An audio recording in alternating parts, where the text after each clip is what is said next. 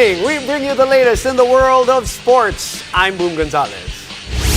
We give you the conversations you want to hear from your favorite athletes and icons. I'm Pauline Gaston in tonight's Game Plan. We'll break down the crucial win of the Philippine team in the 2022 AVC Women's Cup. We'll also list down some key takeaways from Gilas Pilipinas in their recent matchup against Lebanon in the FIBA Basketball World Cup Asian qualifiers. And we'll take a look at the activities lined up for the 2023 FIBA Basketball World Cup. 1 year to go, countdown. Buckle up, sports fans. Let's get in the game.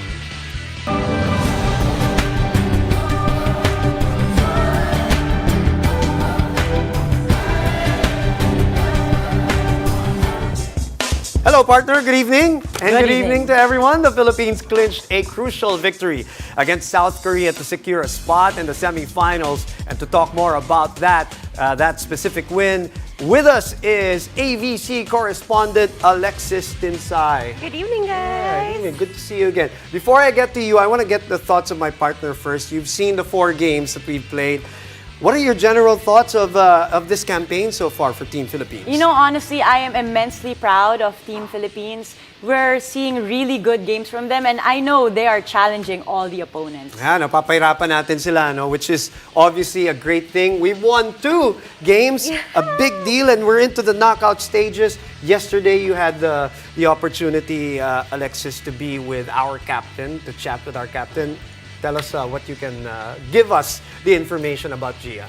Exciting times right here, Pauline and Boom. I got to talk to the Kapitana, and she told me that their win against Iran 2 days ago actually speaks a lot about the efficiency of a long-term system. Meaning na yung 5 years silang magkakasama, ito yung magiging magandang resulta at saka epekto. And actually, I wanted to talk about the sacrifices they made for the AVC. Actually, this was supposed to be a time of recovery for them. Given that they just came from a PVL championship, they were supposed to rest and train for the Grand Prix in Thailand and also recuperate for the Reinforced Conference on October. But then they said, alam mo, ibahin natin yung tune-up natin, kalabanan natin ibang countries, and you can see that they're growing not just locally but also internationally. Yes, partner. Did you get to see the game against South Korea? I did. Yesterday. Now, that was a big one. Let's talk about that South Korean game. You were there, obviously. We were there. We had the luxury of watching that live. What can you tell us about what happened yesterday? Actually, it's so amazing because Coach Sherwin Meneses actually utilized 3 bench players, and dun mo talagang makikita yung disiplina. Starting 6-man or second 6, they have the maturity to play and represent for the Philippine team. Actually, Michelle Gumabao shared to me na in a short amount of time, actually 2 days lang, nakapag-adjust sila ng lineup. They added members from the Cream 9 roster to the Philippine team. And then, nakita natin na nag-contribute sila Lori Bernardo, Rose Vargas, Pao Soriano, and you would see how the efficiency of the Cream Line system na dahil nga matagal na sila magkakasama, it's really effective. Ang saya nun when everybody gets to play, especially in an international setting.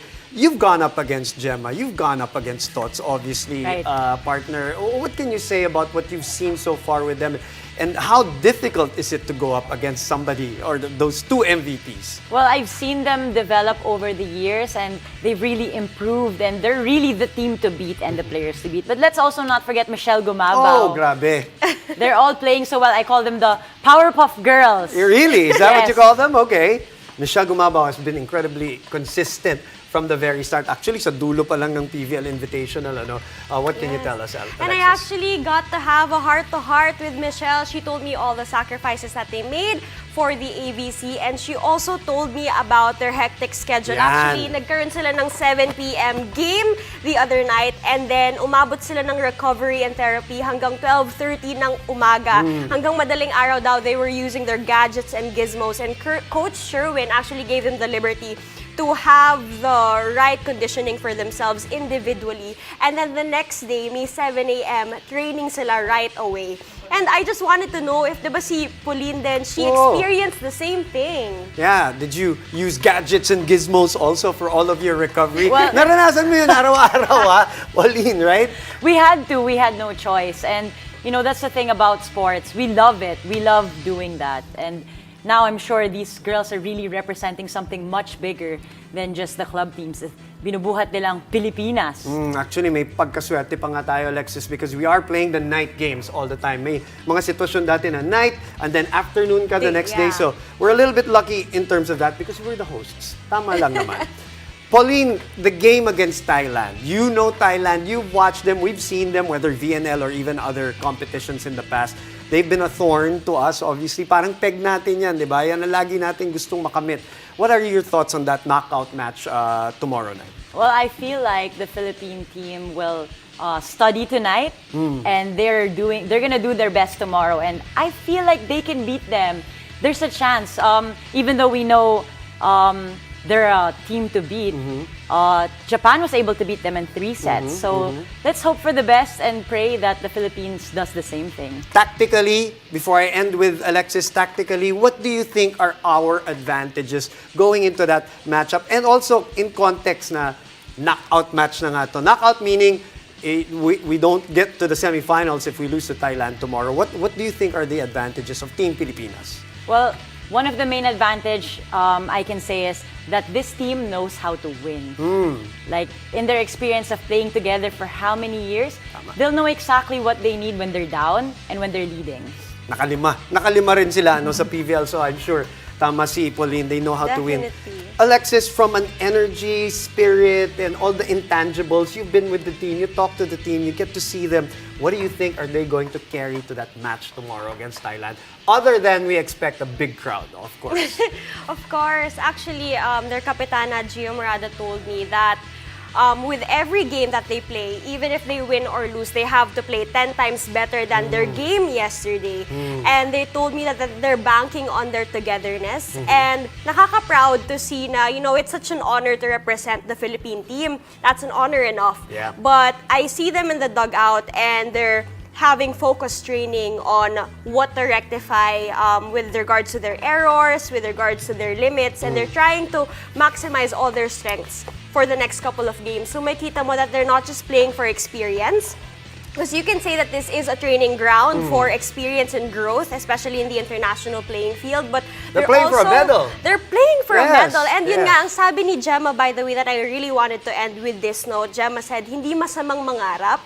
And nangangarap kami magkaroon ng parangal sa AVC. And I think they're just getting better and better, and they'll probably play their best tomorrow against Thailand. Thank you very much, as always, Thank you. Alexis Tinsay. When we return, we'll talk Gilas Pilipinas as we go through key takeaways from their latest matchup against Lebanon in the FIBA Basketball World Cup Asian qualifiers. Stay tuned.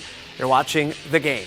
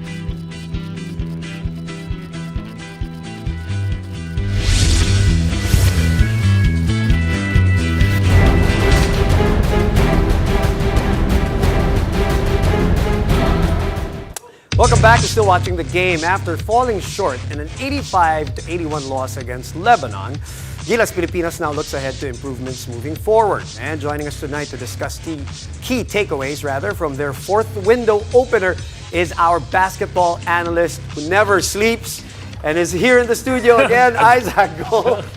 That's a good thing because you're watching basketball, you're commentating and all of that.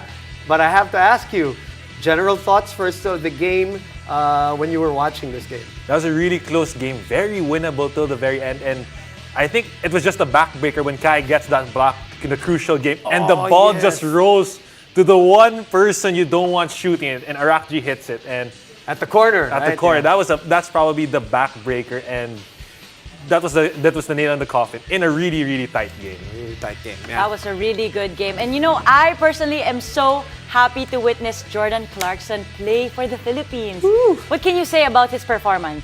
27 points, 6 rebounds, 7 assists.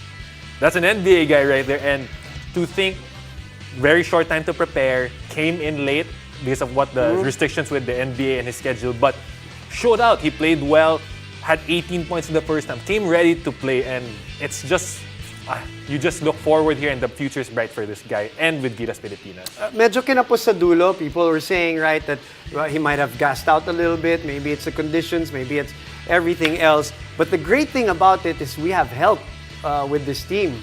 Dwight Ramos, man, you know him very well. He played so well. And to going back to your previous point for the regarding maybe he got tired. He played 37 minutes out of 40, man, and he laid it all out there. And we need him to play that. We need him. I mean, we don't have him every time, di ba? So syempre sasagarin na rin natin, right? But with Dwight Ramos stepping up, 18 points, 10 boards, 6 steals, just an all-around game. One of the 4 guys who played above 30 minutes.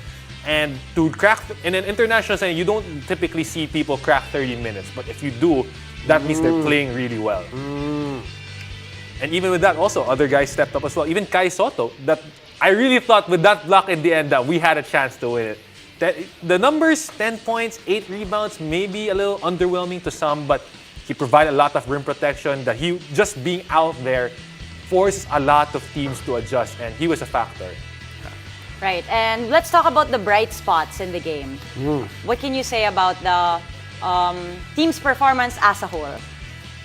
They shot 43%, a little low, but considering the fact that they took 34 free throws and 75% of their made field goals were assisted.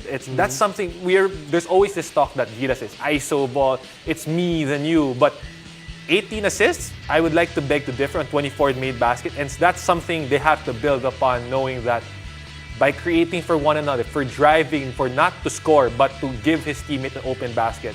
It rewards us, and it will help us build to the future. And they responded well during runs also, and in a hostile, crowd, the hostile crowd, right? Isaac, that's also a bright spot, right? Yeah, especially with how Lebanon has played and how over the last few months that the fans have gotten into it. And now they're backing this Lebanon crowd, and that you go into a hostile environment, you want that. And then as much as you want the crowd to be with you, but that just gives you that certain energy, that certain push, that going against the opposite crowd, finding ways to silence them, finding ways to use their energy against them. Right? That's really a good feeling as a player.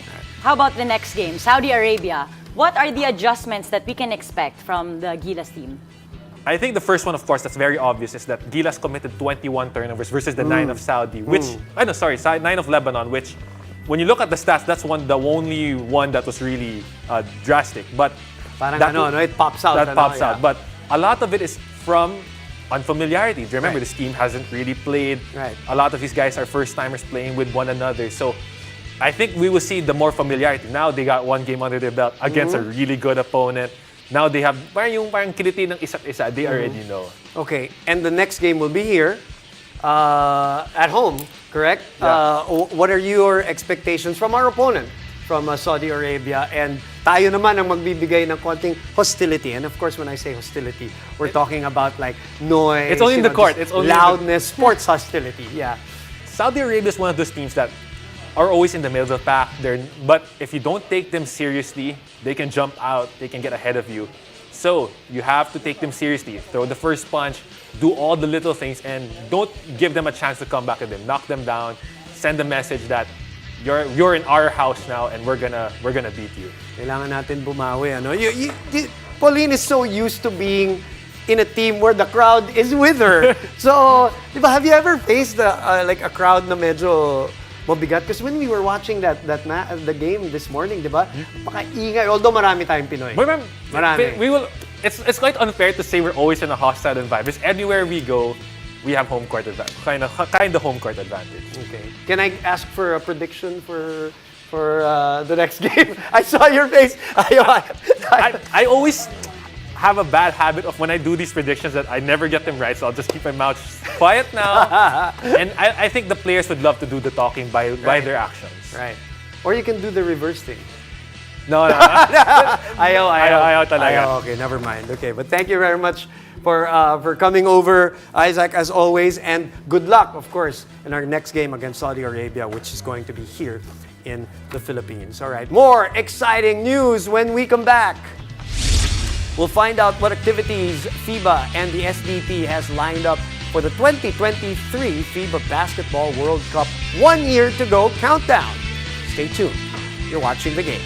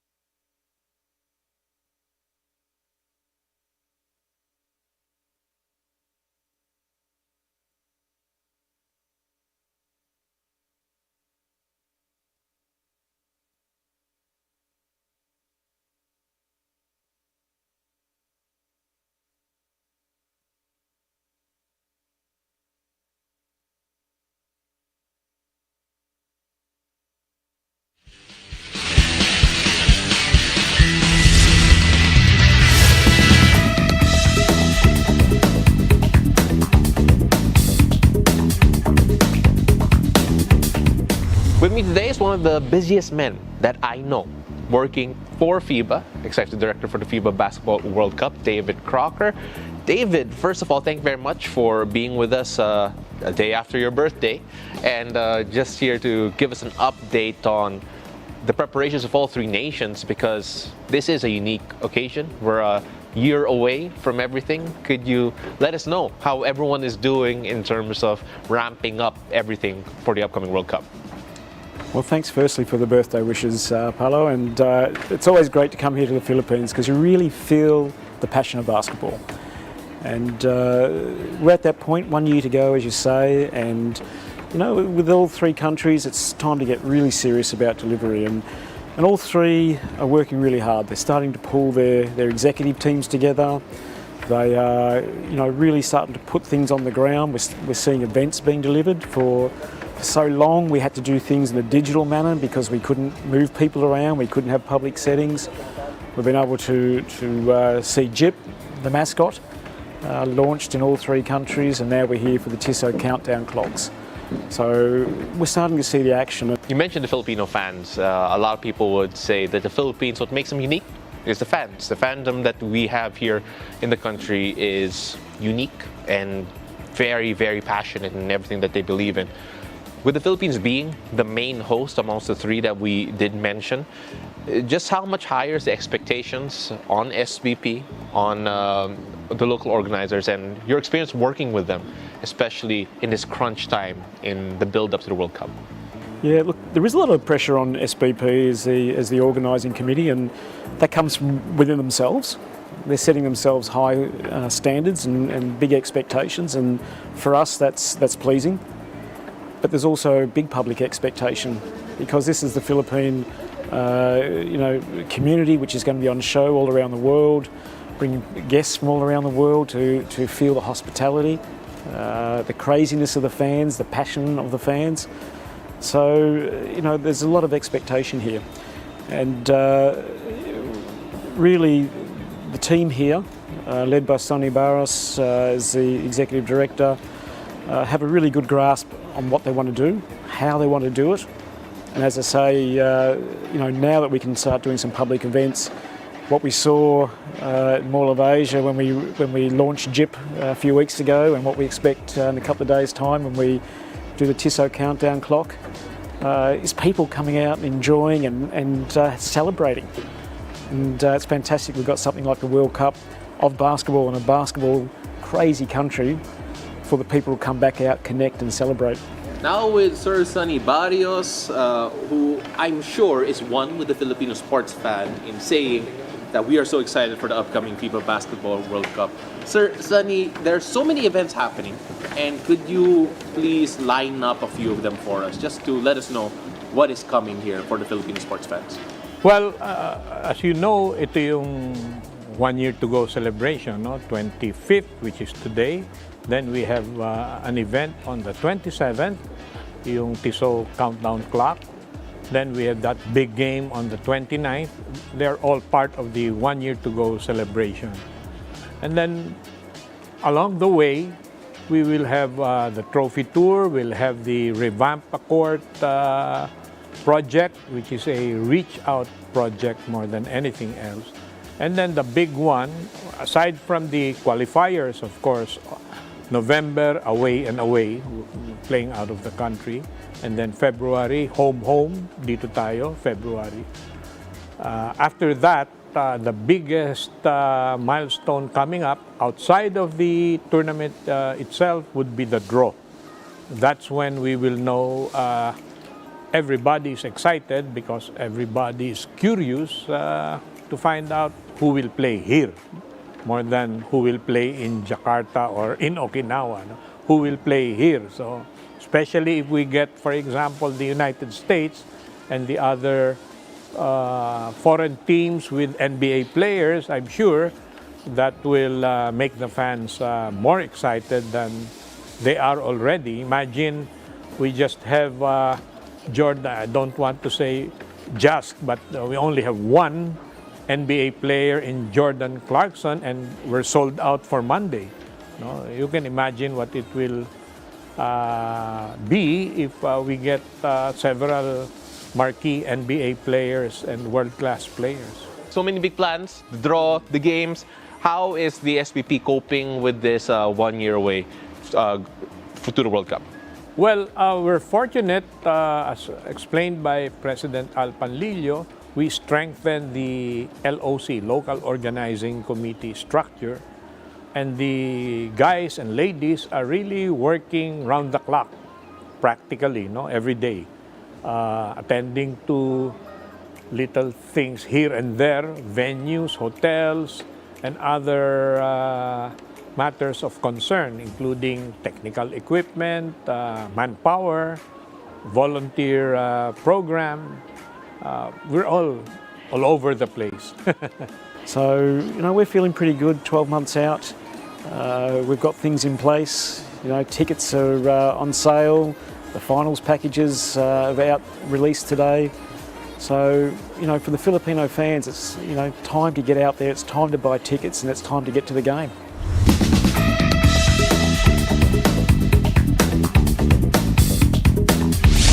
In more national team news, the Gilas Pilipinas women program led by Coach Patrick Aquino received praise and cash incentives from the SBP and President Al Panlilio during their courtesy call after successfully defending their gold medal in the Southeast Asian Games.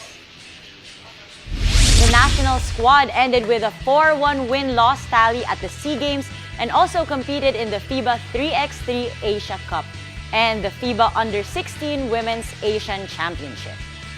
Panlilio expressed the SBP's continued support to the program as they gear up for the FIBA Under-18 Women's Asian Championship in India next month. We can't wait to see them in action again. So can I. Ah. That's it for tonight. Thank you for joining us. I'm Pauline Gaston. And catch us weeknights here on One News, One Sports, and One Sports Plus. I'm Boom Gonzalez, and this has been The Game.